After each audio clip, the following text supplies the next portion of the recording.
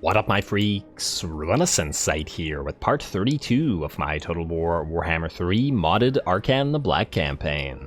So as we saw last time, Arkhan cleared the chaff of the lizards around the Suntree Glades and will now be proceeding towards Queshotel as well as Tic-Tac-Toe, who is probably going to move in to defend it, as I sincerely doubt that he's going to try to attack Arkhan. These are pretty, I should say, critical territories to have, mostly because we want to give them to Kroq-Gar and thereby get his allegiance. I am quite curious as to what Teclis is doing out here. I hope that he doesn't suddenly betray us, but if he does, well, you know, it'll be something we have to deal with. Hopefully he doesn't go for one of our pyramid territories, especially this one, because it is not as defended as we currently like. Anyway, in addition to that, we were able to destroy one of the armies belonging to Moragliano or to TILEA outside of Moragliano, with King Rakash, who is now poised to attack Moragliano itself. And I think what we're going to do with that is, well, first of all, we're going to get Tra the Great Father.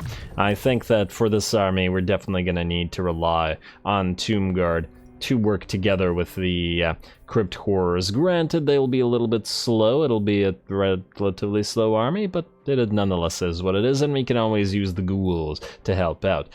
We are going to hold on to the rest of the points, though, because once again, we're trying to get through to Plunderer of the East. Alrighty, next up, you are going to get... We got the Disciple of Assyrian last episode, unless I'm misrecalling, and I think we'll just get another point in Sakhmetz, because it's quite useful. Then, I think we're going to besiege Moragliano. Yes, we're still hurt, and yes, it'll be dangerous, especially as they have a pretty good stack in here. It'll be a difficult fight, but nonetheless, I think we're going to give it a try. Let's do that. I do think that they will... Oh, and we can't go into a stance here either. Maybe I should have just healed up for one turn, but who knows what they would have recruited in the meantime. Let's give it a try. We'll do some sieging. They will suffer attrition, and either they attack us, in which case we'll have the advantage of the field battle, or they don't attack us, in which case they will continue to suffer attrition. Alrighty, happy with that, or at least reasonably so. Now, in the same sort of situation... This guy's annoying. We're probably not going to attack Kroq-Gar with King Arara, and my reasoning here is that regardless of the march stance and the fact that this place does not have a place to, does not have a defensive structure, at the end of the day, this army is just not an army that we can catch. Like, what we'd have to completely rely on the Screaming Skull Catapults and the Casket of Souls to even hurt the Chameleon Skinks, and they'd be invisible for most of their approach as well. I think what we're better off doing is putting you in ambush outside of Tilaqua.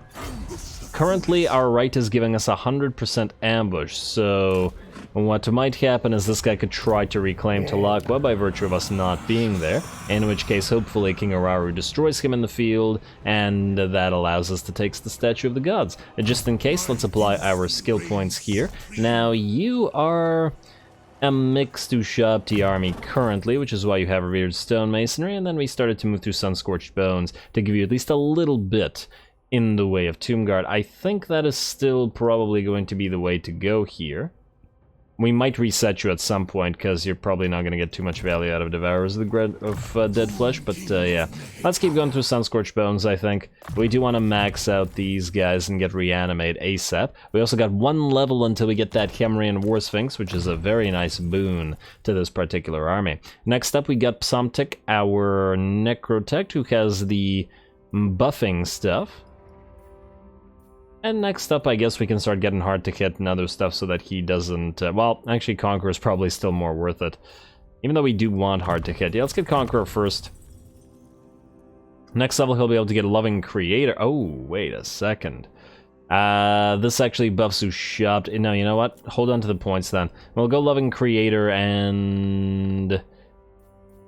maybe Statuesque Sentinels or Scorpion Sting or something like that here, but yeah, it's the buffs for the Ushabti that we want, so you can hold on to your points. And lastly, the Lich Priest, you currently have only 1 point in Sakhmetz, so we'll get that. And then we can also get... maybe we start moving towards Arcane Conduit. We do probably want to still get it. Let's get Earthing. I have been miscasting a decent amount of times with these guys because they do overcast Neru's Incantation and sometimes segments as well, so yeah. Alrighty, King Araru, you're ready. Anybody else need to do anything? I believe that's it, unless I'm mistaken. Ooh, Inathor, yes. You were headed north, all the way north. You got a long way to travel, my friend, to get something at tier 3. Hopefully we can take Bronte Mingle. I mean, there's a bunch of other potential uses for you, but it is currently the only ruin in sight and that we actually want for ourselves. I guess the Bloody Hands could move up there, and it's probably inevitable that we also get into a fight with the Bloody Hands as well, but, well, let's just hope that they continue being busy with whoever else they're fighting out here, and oh! Huh, why are you out here? Rather than trying to hold on to your territories. A little bit odd. How do the ogres and the wood elves feel about each other? I'd like to keep it, keep an alliance with the wood elves if possible, or get an alliance with the wood elves if possible. Also you, Mr. Wise Lich Priest.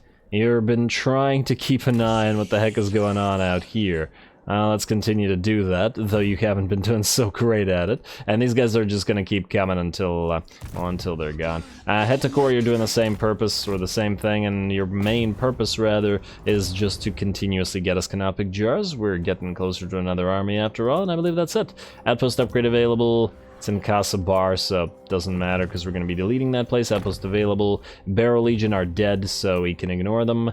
And with that, end the turn and see who falls for our ambushes. Alright, well, and our siege, which I guess isn't an ambush, and aha, that one did indeed work. Beautiful. This will make this army a lot easier to destroy. Granted, they won't be in march stance, and we will still have to deal with that darn Coatl, but the Chameleon Skinks being squished between various forces will make them a lot easier to catch. Here we go.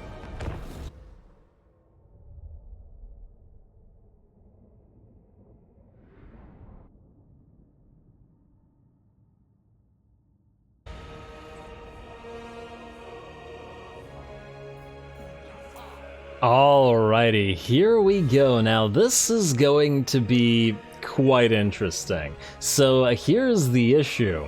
I was originally going in hoping, oh yeah, this is an ambush, it's going to work out well for us, but here's the thing. While we can see the enemy army right now, I couldn't see where the enemy army was when deploying our units. In fact, I couldn't see any one of them at all. Every single unit on the field that the enemy has stock, and the Slann, in fact, is just outright unspottable. So I deployed completely blindly, and this is not the way I would have deployed if I had been able to see exactly where the enemy units were. It's not a horrible deployment, but it's not what I wanted. What I would have wanted was to completely surround the Chameleon Skinks and ignored all the Red Crests and stuff like that. Unfortunately, a good half of our army isn't where it wants to be, which means it'll be distracted by the Red Crest instead of going after the rather threatening Chameleon Skinks. And it's not like everybody's under the Coatl aura, so I'm not entirely sure whether it's something Tilaqua can do or what that gives the entire enemy army hidden, but it's certainly working out well for them in this particular case. Anyway, let's see what we can do with this poor deployment here. Alright, going to charge our Tomb King in. Looks like the Coatl might want to go after him. The artillery are going to fire, and we're going to pop a little bit of our own spell work against the enemy here, which is going to dish out some damage to those enemy Chameleon Skinks. Otherwise, it looks like, as predicted, the Ushabti are going to get completely mobbed by the Red Crest. And granted, they should be able to do very decent amount of damage to the relatively fragile Red Crests. The Red Crests are nonetheless armor-piercing units, and there are a lot more of them than we have Ushabti. or support from said Ushabti, so it's quite dangerous. Looks like a Shem's Burning Gaze coming in from the enemy light slan. We are going to try to charge towards it with our spears, which we obviously don't care about whether they survive. Unfortunately, one of our Crypt Ghouls looks like it got hit by the Fire Leech Bolas extremely hard, whether by bombs or by the bolas themselves, and it looks like they're going to start melting away, or at the very least are so darn close to melting away, and that it looks like they will be destroyed. We are trying to focus down the Fire Leech Bolas as best we can with our Skeleton Archers, though they are fairly limited in numbers. And let's hope that they can knock those Fire Leech Bolas out before they can do any more damage. Otherwise, the Ushabti are still fighting the Red Crest, but are in trouble themselves. We are moving in our hero, our Light Mage, or our Mage rather, an Hekaran Mage, in order to just cast a few things and try to heal the Ushabti that way. We're also trying to move our Necrotect in to try to heal them as well with his recovery ability, as we obviously don't want these Ushabti to die. Damn. I never really considered the value of stock and stuff when where deployment was concerned, but I feel like if the AI was deploying, it would act as if it was able to see you in the ambush anyway. I feel like it's such a rare occurrence that it wouldn't have been thought through. Nonetheless, though, it looks like our units are doing okay here. At least they're still alive, the Ushabti, I mean. And we have now found the enemy lord. All of our Skeleton Archers focusing down the Slan, and our Tomb King and Necrotect both going after him. I do believe the... let's see, the Chameleon Skinks are by and large done for, or at the very least most of them tried to run off the map, and we are now just going to go after the remnants of the enemy forces. If you're wondering why I decided to deploy here or rather than here, despite not being able to see where exactly the enemy army was during deployment, it's because the escape thing is right there, so I decided, well, why not just protect that thing instead. Anyway, getting a few more shots in on the Slan. Hopefully we can knock it out. Looks like he's going to actually try to book it on out of there, but the Slan are relatively slow. It looks like even slow enough for the Necrotect on foot to be able to catch him. And certainly the Tomb King as well. Down goes the Slan, but he is going to teleport out, as they tend to do. And the battle should be ours with that. I see the Red Crest start trying to book it on out of there, and there we go. The rest of them will shatter. We got a fairly decent amount of mileage out of the Flock of Joff, I think, in this particular battle. While they probably didn't rack up a crazy amount of kills, 5.5k damage, not so bad. Most of the kills would have probably gone to our Ushabti, but they were fighting right in the middle of a massive blob of Red Crests, and therefore, while they could swing their Kopeshes in every direction and find 5 units to slice through. Now it's just a matter of trying to chase them down as best we can through the jungles here. We probably won't be able to get too many of them, as this army isn't going to be particularly good at chasing either due to the relative slowness of the units, but at the very least we should be able to destroy a lot of the Red Crests. And maybe even get a few of those extra shots from one of our artillery pieces. I do believe one of the ghoul units did in fact die, and it wasn't this one, it was another one. Oh well, worth the sacrifice. At the very least we got the victory despite being heavily disadvantaged. Funnily enough, it might have actually been better not to fight this battle in ambush rather than deploy where we couldn't see the enemy. Though, of course, in that situation we wouldn't have been able to know where exactly the Chameleon Skinks were, and then we wouldn't have been able to chase them down because our units would be too slow, so it wouldn't have been all artillery. Kind of an interesting army to face off against with this particular army, so we're going to retool this one shortly so that it can actually fight this, and the Ushabti with Great Bow are going to be the ticket.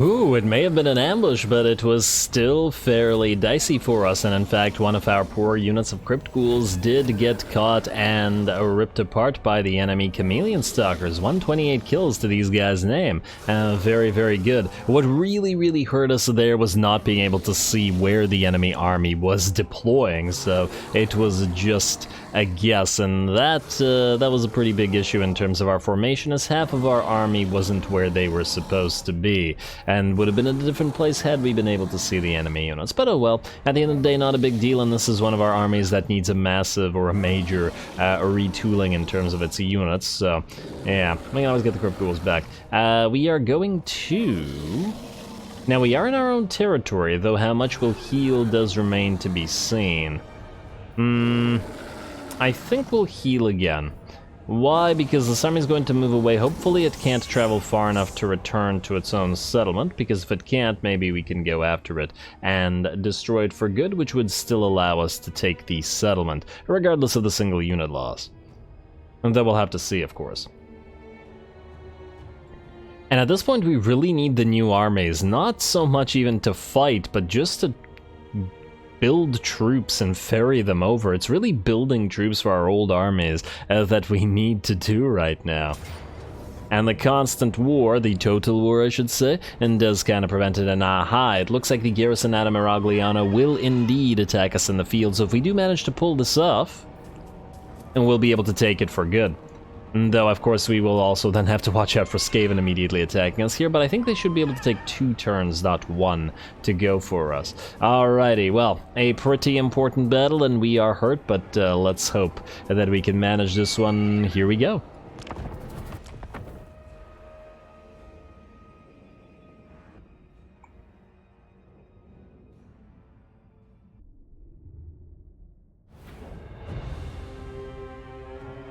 So be it.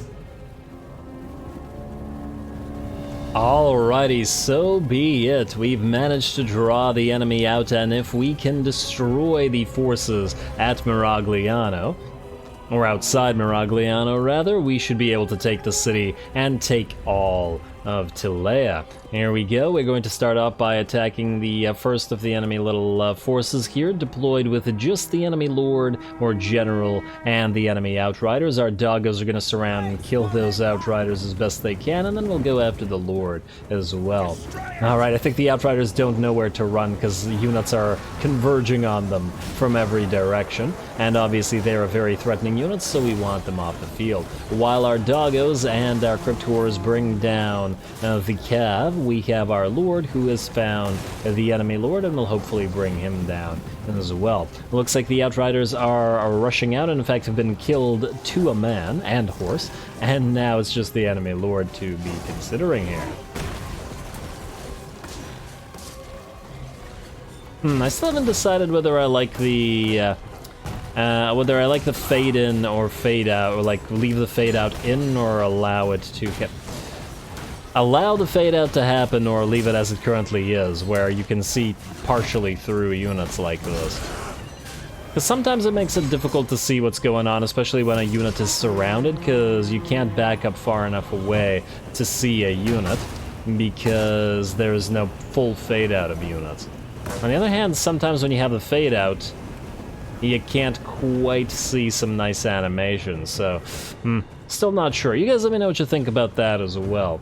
Which one you prefer in terms of cinematics. Anyway, looks like the enemy general is done for and the main host is about to arrive on the field. There's quite a few of them, and we're going to start off by annoying them with a skull storm right as they move on to the battlefield. Like so. Probably not going to do anything crazy in terms of damage, but I'm sure it'll at least hurt a couple of the enemy units. There we go.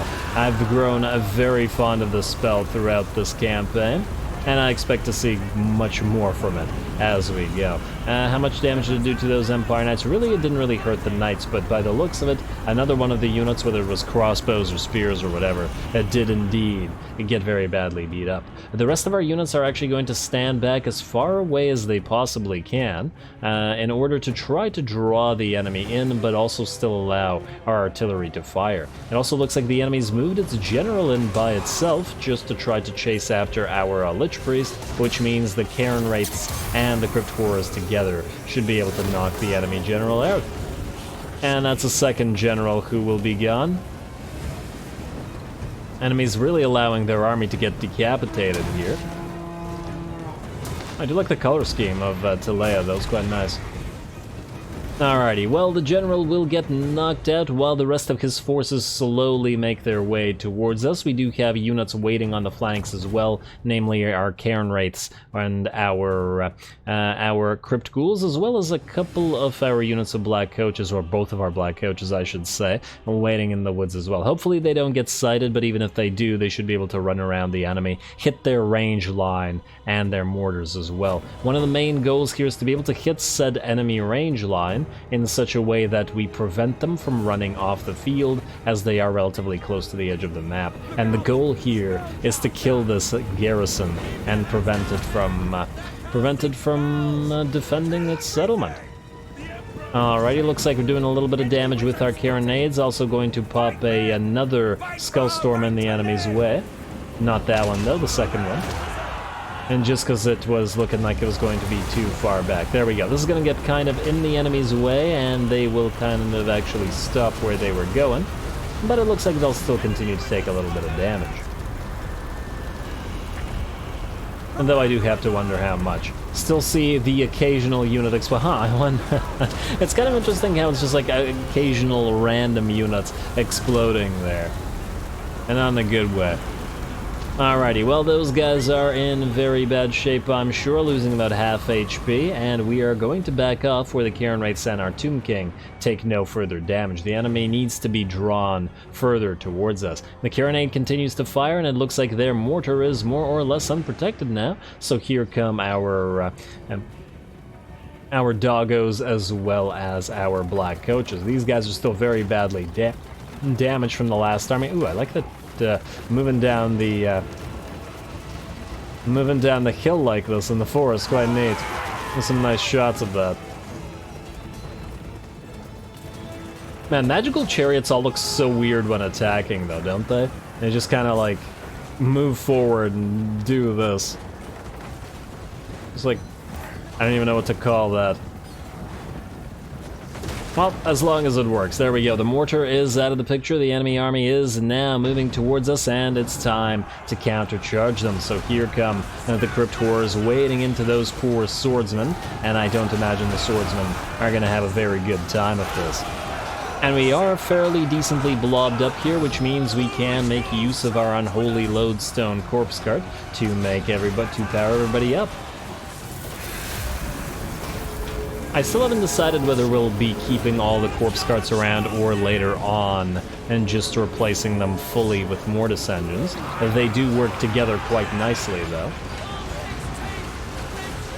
So we don't necessarily have to replace them. The problem is the corpse carts are very difficult to defend. They're also very, very slow themselves. And damn, some nice shots of the carronade, not actually hitting our own units, but rather just firing through the gaps to hit a few of the enemy instead. Looks like the balance of power has shifted to about 80%, maybe 85, maybe 90 now in our favor, as the enemy back line is getting completely destroyed by our fast movers, who are now going to stop them from firing, and with the enemy main line or melee line and getting wrecked by the Crypt Horrors, it looks like the battle is about to go our way.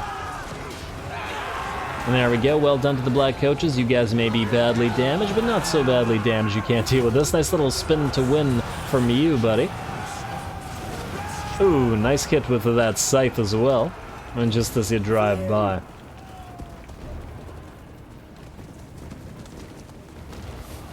Alrighty, well, it looks like the Black Coach is giving chase to whatever it can because the rest of the enemy army has decided to shatter, and just like that, the battle is over. Certainly not a difficult one, and we did manage to draw the enemy out to where we wanted them. Now the most important part is actually not the win, but the chasing of the enemy, because if we don't destroy enough of them, we're just going to have to fight them again. Fortunately, unlike several other armies, this army is absolutely fantastic at chasing. Crypt Horrors are very decent at it, moving at 68 speed and poisoning enemies as they do, or as they hit them. Plus we have the Dire Duggos, the Black Coaches. It's all quite nice. And even the Karen Wrights do fairly well at chasing. They don't have the Frostbite like they do in vanilla, but I much prefer them in their SFO versions anyway. Plus they're still reasonably fast and do have Strider as well. Anyway, there we go, a decisive victory for us, and I do believe that should have been sufficiently devastating to the enemy army for TILEA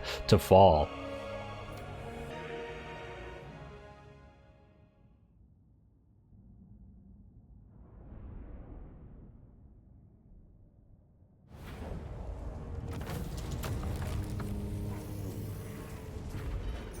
Ooh, alright, not too bad, not quite destroyed the entire army. I don't know why I said it like that.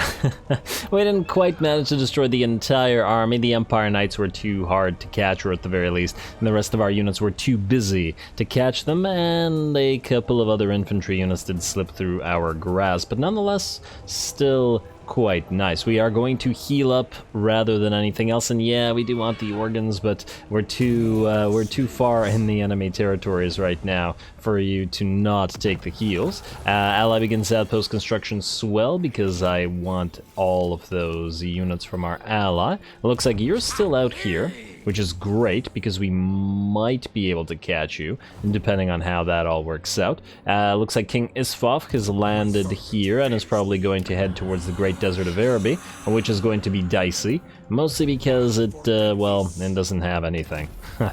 And it does look like this guy's landed as well, and I am curious to see what he will do. We obviously can't fight him, or at the very least I doubt it. Hey, and Araru has his War Sphinx. Okay, that's going to be a very big help when we attack Alok Mashan there. Psamtik is on a skeleton chariot.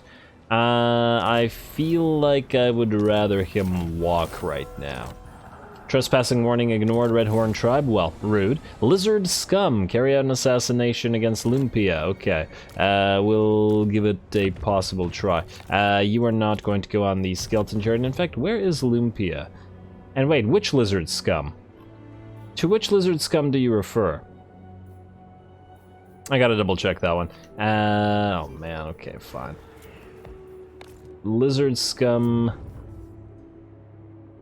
Lumpia is down here. Ah, okay, this guy. But we don't have any heroes nearby, though I suppose we could summon a temporary Lich Priest to do exactly this.